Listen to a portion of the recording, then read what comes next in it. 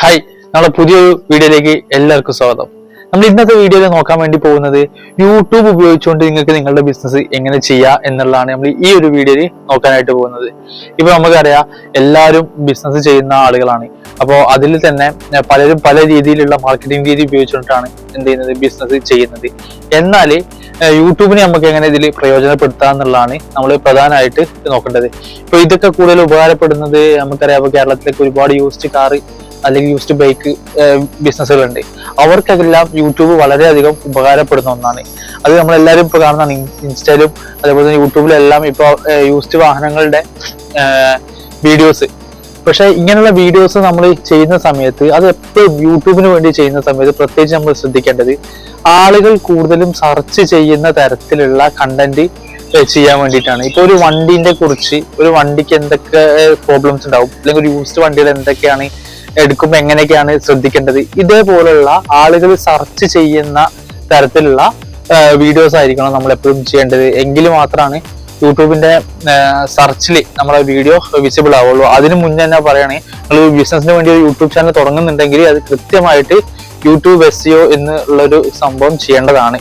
അതായത് YouTube SEO എന്ന് പറയുന്നത് ഇപ്പൊ നമ്മൾ ഗൂഗിളിൽ SEO ചെയ്യുന്ന പോലെ തന്നെയാണ് സെർച്ച് എഞ്ചിൻ ഒപ്റ്റിമൈസേഷൻ. അതായത് യൂട്യൂബിന്റെ സെർച്ചിൽ നമ്മളും നമ്മളെ കണ്ടന്റും വിസിബിൾ ആവാൻ ഇത് നിർബന്ധമായിട്ടും ചെയ്യേണ്ട ഒന്നാണ്.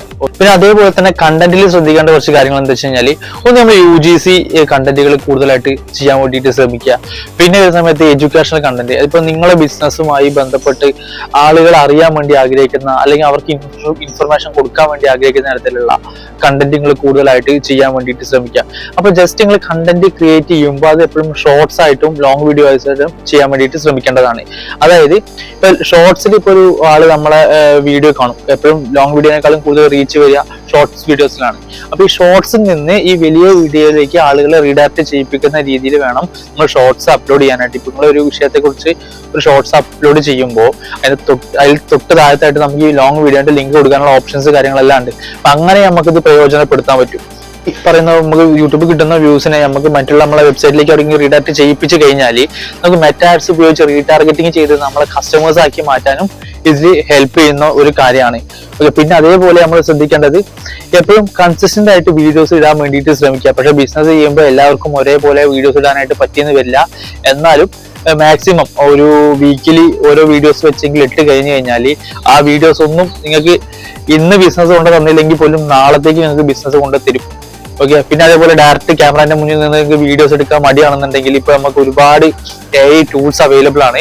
അപ്പൊ AIനെ പ്രയോജനപ്പെടുത്തുക എന്നുള്ളതാണ്. ഇപ്പൊ AI ഉപയോഗിച്ചിട്ട് വീഡിയോ ക്രിയേറ്റ് ചെയ്യാം, പക്ഷെ അതിൽ നമ്മുടേതായിട്ടുള്ള എന്തെങ്കിലും ആ വീഡിയോയിൽ ഉണ്ടായിരിക്കണം എന്നുള്ളതാണ് നമ്മൾ ശ്രദ്ധിക്കേണ്ട വിഷയം. നിങ്ങളിപ്പോ സ്ക്രിപ്റ്റ് ഇല്ലെങ്കിൽ നിങ്ങൾ സ്ക്രിപ്റ്റ് AI വെച്ചുണ്ടാക്കാം. ഇത് നിങ്ങൾക്ക് എന്ത് ചെയ്യാം, AI നിങ്ങൾക്ക് തന്നെ നേരിട്ട് പ്രസന്റ് ചെയ്യാം. ഇനി അതല്ലെങ്കിൽ വോയിസ് ഓവർ കൊടുക്കുകയാണെങ്കിൽ വോയിസ് ഓവർ കൊടുത്തുകൊണ്ട് നിങ്ങൾക്ക് വീഡിയോസ് ചെയ്യാം. അപ്പോൾ ഏത് രീതിയിൽ വേണമെങ്കിലും ചെയ്യാൻ പറ്റും. പിന്നെ നോട്ട്ബുക്ക്, പിന്നെ അതേപോലെ തന്നെ നമുക്ക് പറയാലോ ഗൂഗിളിന് തന്നെ നോട്ട്ബുക്ക് എല്ലാം ഉണ്ട്. ഇതെല്ലാം ഉപയോഗിച്ച് ഒരുപാട് വീഡിയോസ് നമ്മളെ യൂട്യൂബിൽ തന്നെ ഉണ്ട്. അപ്പോൾ നിങ്ങൾ ബിസിനസ് ആവശ്യങ്ങൾക്കൊക്കെ വേണ്ടിയിട്ട് വീഡിയോസ് ചെയ്യുകയാണെങ്കിൽ അതേപോലുള്ള ടൂൾസ് എല്ലാം കൂടുതൽ പ്രയോജനപ്പെടുത്തി കഴിഞ്ഞാൽ നല്ല കണ്ടന്റും ക്രിയേറ്റ് ചെയ്യാൻ പറ്റും. അത് വളരെ വ്യക്തതയോടുകൂടി തന്നെ നിങ്ങളെ കസ്റ്റമേഴ്സിന് മനസ്സിലാവുകയും ചെയ്യും. അതിലുള്ള കൃത്യമായിട്ടുള്ള CTA ഉൾപ്പെടുത്തുക എന്നുള്ളതാണ് നിങ്ങൾ ചെയ്യേണ്ട ഒരു വിഷയം. അപ്പൊ CTA ഉൾപ്പെടുത്തി കഴിഞ്ഞു കഴിഞ്ഞാൽ നിങ്ങൾക്ക് എന്ത് ചെയ്യാൻ പറ്റും, അതുവഴി നല്ല സെയിൽസ് കാര്യങ്ങളെല്ലാം വരുന്നതാണ്. ഓക്കെ. അപ്പോൾ ഇതേപോലുള്ള കുറച്ച് കാര്യങ്ങളാണ് ഈ ഒരു വീഡിയോയിൽ പറയാനായിട്ട് നമ്മൾ ആഗ്രഹിച്ചത്. അപ്പോൾ വീഡിയോ ഇഷ്ടപ്പെട്ട് കഴിഞ്ഞാൽ നിങ്ങൾ എല്ലാവരും എന്ത് ചെയ്യുക, സബ്സ്ക്രൈബ് ചെയ്യുക. നിങ്ങൾക്ക് യൂട്യൂബ് ചാനൽ ഉണ്ട്, അത് കൂടുതൽ ഒപ്റ്റിമൈസ് ചെയ്യണമെന്നുണ്ടെന്നുണ്ടെങ്കിൽ നമുക്ക് നമ്മളെ കോൺടാക്ട് ചെയ്യാവുന്നതാണ്. നമ്മളെ നമ്പർ ഇതിൽ കൊടുക്കുന്നുണ്ട്. ഓക്കെ. അപ്പോൾ എല്ലാവർക്കും ഈ വീഡിയോ എല്ലാവരും വീഡിയോ ഒന്ന് ഇത് ഉപകാരപ്പെടുന്ന ആളുകൾക്ക് ഷെയർ ചെയ്യുക. അതേപോലെ തന്നെ ഒന്ന് സബ്സ്ക്രൈബ് ചെയ്ത് വെക്കുകയും ചെയ്യുക. അപ്പോൾ ഓക്കെ, ബൈ.